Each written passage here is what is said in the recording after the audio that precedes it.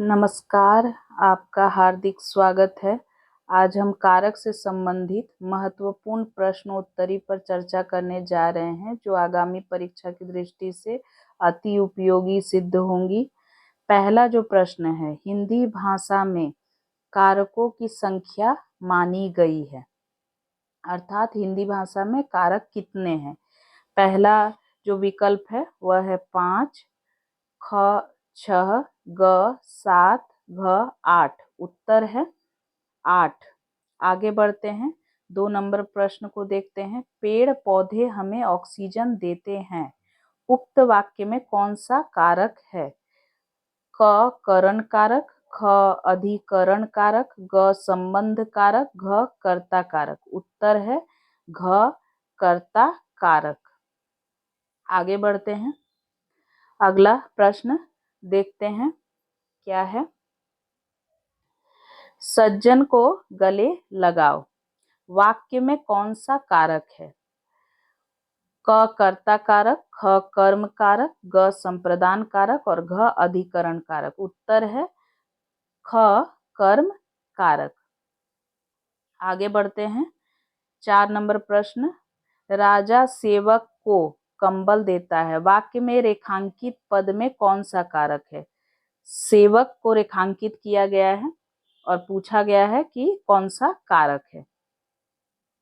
तो क है संबंध कारक, ख है संप्रदान कारक, ग कर्ता कारक और घ है कर्म कारक। उत्तर है ख संप्रदान कारक। किसी के लिए जब कुछ किया जाए या किसी को कुछ दिया जाए तो वहां संप्रदान कारक होता है। तो यहाँ राजा सेवक को कंबल देता है, यहाँ संप्रदान कारक होगा।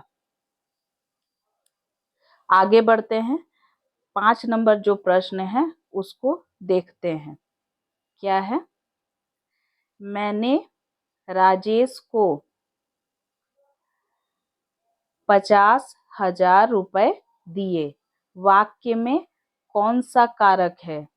क कर्म कारक, ख संप्रदान कारक, ग अपदान कारक, घ अधिकरण कारक। उत्तर है क कर्म कारक। अब यहाँ एक बात महत्वपूर्ण है, उसे समझ ले। जब किसी को कुछ देकर फिर उससे वापस लेने का भाव हो, जैसे मैंने राजेश को 50,000 रुपए दिए, तो ये उधार के पैसे हैं, फिर से वापस मिलेंगे ही। तो हमेशा के लिए जो नहीं दिया गया है फिर से वापस उसे लौटाना होगा। उस स्थिति में हमेशा याद रखें वहां कर्म कारक होगा। और जब किसी को दान में कुछ दिया जाए या किसी के लिए कुछ किया जाए तब वहां संप्रदान कारक होता है। तो यहाँ कर्म कारक होगा। आगे बढ़ते हैं,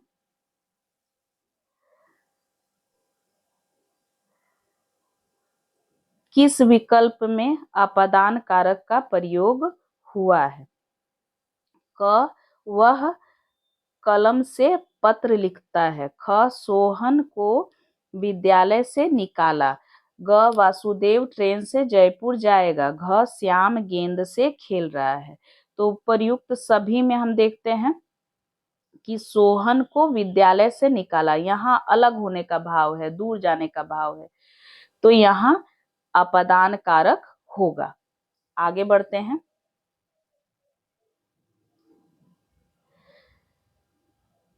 राधा कृष्ण से चंचल व चालाक है, क करण कारक, ख कर्ता कारक, ग अपदान कारक, घ अधिकरण कारक। यहाँ उत्तर होगा अपदान कारक। क्यों? क्योंकि यहाँ तुलना का भाव है। जब दो व्यक्ति या वस्तुओं के बीच तुलना हो रही है उस स्थिति में सदैव याद रखें अपदान कारक होगा। ये सारे विषय जो है कारक से संबंधित बहुत ही महत्वपूर्ण है, क्योंकि परीक्षा में भी इसी ढंग का आपको वाक्य दे दिया जाएगा और वहां आपको पूछा जाएगा, विकल्प रहेंगे और पूछा जाएगा कि कौन सा कारक है आप बताएं। तो उस स्थिति के लिए ये सारे उदाहरण बहुत ही महत्वपूर्ण है। कृपया आप हमारे चैनल को सपोर्ट करें, लाइक और सब्सक्राइब करें, ताकि मैं और महत्वपूर्ण विषयों पर वीडियो बनाकर ला पाऊं। आगे बढ़ते हैं,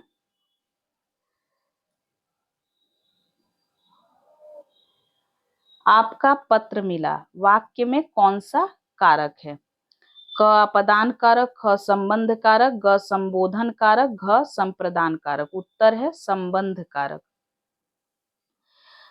क्योंकि आप का के की रा रे री ना ने नी जब हो तो आप समझ जाएं कि वहां संबंध कारक है। आगे बढ़ते हैं, 9 नंबर प्रश्न को देखते हैं। झगड़ा मेरे और उसके मध्य में था, वाक्य में कारक चुनिए। मेरे और उसके, तो क है संबंध कारक, ख है कर्म कारक, ग करण कारक, घ अधिकरण कारक। उत्तर होगा संबंध कारक। आगे बढ़ते हैं, 10 नंबर प्रश्न पर विचार करते हैं। कौन सा विकल्प अधिकरण कारक का उदाहरण नहीं है? क अलमारी में कपड़े रखे हैं, यह सुधीर का पेन है। ग पिताजी कार्यालय में हैं, घ बंदर दीवार पर बैठा है।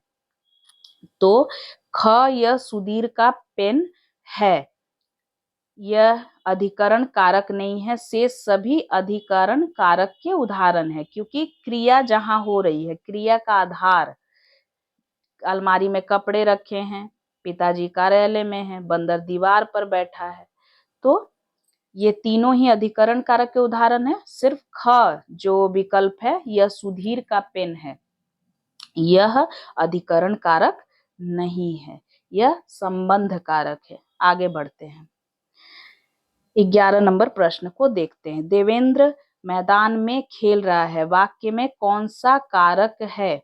आगे बढ़ते हैं, क अधिकरण कारक, ख संबंध कारक, ग कर्म कारक, घ अपदान कारक।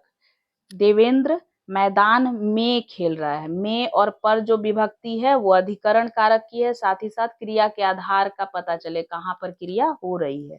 तो देवेंद्र मैदान में खेल रहा है, यह अधिकरण कारक है। आगे बढ़ते हैं, 12 नंबर प्रश्न को देखते हैं। आज रात तुम्हारे घर सोना बरसेगा, वाक्य में उचित कारक का चयन कीजिए। क संबोधन कारक, ख का संप्रदान कारक, ग अधिकरण कारक, घ अपदान कारक।